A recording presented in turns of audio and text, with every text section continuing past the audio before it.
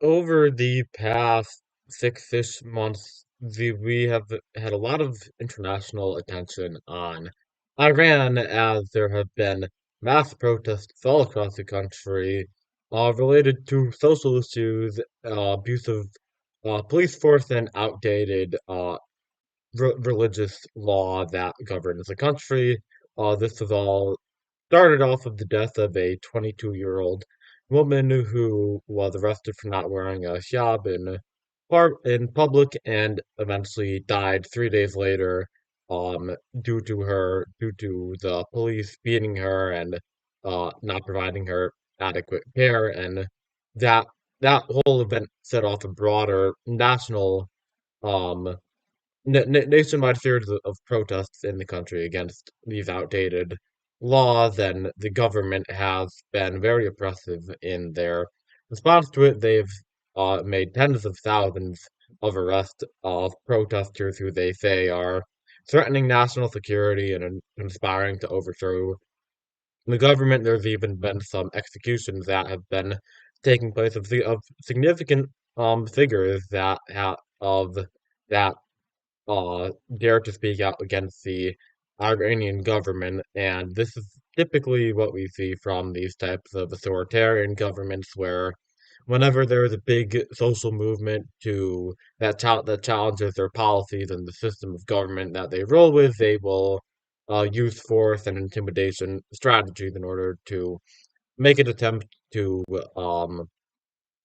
make the protesters less motivated and more terrified, so the resistance to their regime and their laws is weakened. And but this effort in Iran hasn't really worked for them. There are still huge protests happening constantly all across the country, and it's gotten a lot of international attention. And today we got an update that Iran's supreme leader has announced an amnesty granting or reduction in prison sentences for tens of thousands of people who have been detained during these protests. This is a yearly pardoning that that the leader of the country always does for the anniversary of the Islamic Revolution in the country of 1979. So finally, these prisoners are getting some type of uh some type of a break here, which they haven't gotten due to their brutal treatment. But but a lot of the international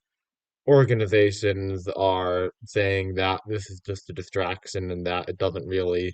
mean anything. They say, quote, Khamenei's hypocritical pardon doesn't change anything. Not only all protesters must be released unconditionally, but it is also a public right that those who ordered the bloody repression and their agents are held accountable. So, despite the fact that the supreme leader is trying to appear to be sympathetic by announcing these mass pardons and amnesty, these global human rights organizations are rightfully pointing out that the Iranian government treatment of the people has been way too harsh and totally unjustified. But it is just a significant update and a story that has been ongoing for months and months and months, and it doesn't really get as much news coverage as it should, just because it doesn't have a strict beginning, middle, and end. The beginning was clear, as I mentioned before, the death of the woman. Her name is Masha Amini, but it's been ongoing, and that's why the news coverage of this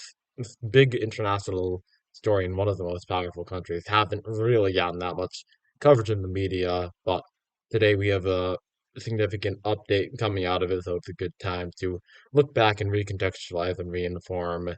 people of what's been going on over the past 6 months with Iran and the mass protests that are taking place in the country.